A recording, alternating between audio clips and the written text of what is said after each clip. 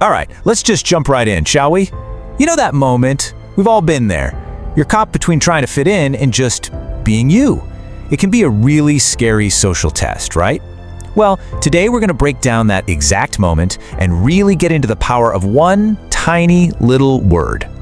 Okay, so picture this. You're at a party, the music is so loud you can feel the bass in your bones, the room kind of smells like smoke, and suddenly, everyone's looking at you, chanting your name even. This isn't just a party anymore, it's a total pressure cooker. And you can feel it, right? The weight of everyone just staring, and then it hits you. It all comes down to this one thing, one drink, one choice. It seems so small, but it feels like it could change everything. It's like this massive crossroads, but it's pretending to be just a casual, no big deal decision. And you just know deep down that whatever you do next is gonna define you.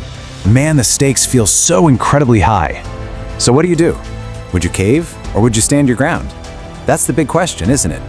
But before we find out what happened, we've got to talk about why this moment feels so intense, why it feels like life or death. See, here's the secret. That crazy pressure you're feeling, it doesn't mean you're weak, not at all. It just means you're human. Our brains are literally wired for this kind of thing. And once you get that, well, that's the first step to actually getting a handle on it. And this is something nobody really tells you about saying no. It's not about the word itself. It's about the identity behind the word. You think you're just rejecting a drink, but you're not. You're actually choosing who you are in that moment. Every no is like laying another brick in the foundation of you. And that's why it's so hard. I mean, our brains are basically running on ancient software, you know? We're biologically programmed to fear getting kicked out of the group. It's this primal, deep-seated need to belong. Our whole identity can feel wrapped up in our friends. So yeah, that pull to just go along with it, it's one of the most natural feelings in the world. So, you've got these two paths in front of you, and they couldn't be more different.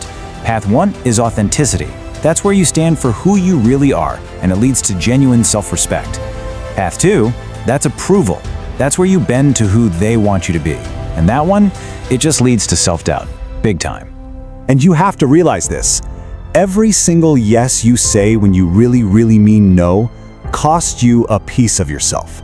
It's not a one-time thing. It's like a subscription. You pay a little bit of who you are every single time. And trust me, those little pieces, they add up. Okay, so now that we get the psychology, let's go back to that party. The music's still thumping, everyone's still watching, and the moment of truth is here. It's the turning point. No. Just no. That's it. That's the whole response.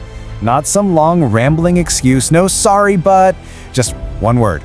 A quiet, simple refusal. And in that split second, it feels like the whole room is going to shake apart. But then, the craziest thing happens. Nothing. Absolutely nothing. The world didn't collapse. There was no big fight, no drama, just maybe a split second of surprise, a couple of shrugs, and the party just kept going. The massive disaster you imagined in your head, poof, it never even happened. And that's when you have this huge realization. I didn't lose my friends. I lost the fake version of them. The ones who were actually my friends, they didn't care. And the ones who did care, well, they didn't really matter. It wasn't a loss. It was more like a filter. And suddenly, your whole idea of respect just flips. You realize that true respect isn't about being a people pleaser. It's not earned by just saying yes all the time. Real respect, that comes from people knowing you mean what you say. It's earned from your integrity. Okay, so we've talked a lot about the why. But what about the how? Like, how do you actually do this? How do you say no without everything blowing up or feeling like a total jerk? Believe it or not, it's actually way simpler than you'd think. Here's your toolkit. It's basically a 3-step move. Step 1, a calm refusal. Just a simple, nah, I'm good, is all you need. You don't have to write a novel explaining yourself. Step 2, redirect the situation. Shift the energy. Say something like, hey, let's do something else. And finally, step 3, stand firm, but without getting aggressive. Your tone is key here. It's not angry, it's not apologetic, it's just steady. So let's say your friend is like, come on, just try it. Your move, you say, I hear you, but I'm not doing it. See what that does? I hear you shows respect, but I'm not doing it is the boundary. It's clean, it's clear, and there's no room for argument. Super effective. All right, now we're getting to the real core of this whole thing. Because this is bigger than just one party, right? It's about finding your real people. And that involves facing a pretty uncomfortable truth. And here it is. This might be the most important thing you hear all day. If saying no makes you lose people, they were never your people to begin with. Let that sink in for a second. If you have to change who you are to be in a group, that's not your tribe. The price of admission is just too damn high. Because ultimately, real power isn't about fitting in. It's about choosing who you become.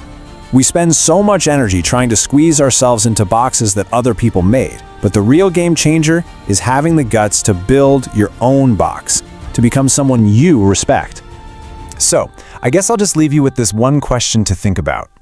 Every single day is filled with these little choices, right? So, what version of you will you choose to be today? The choice, as always, is yours. You've seen the truth. Now act on it.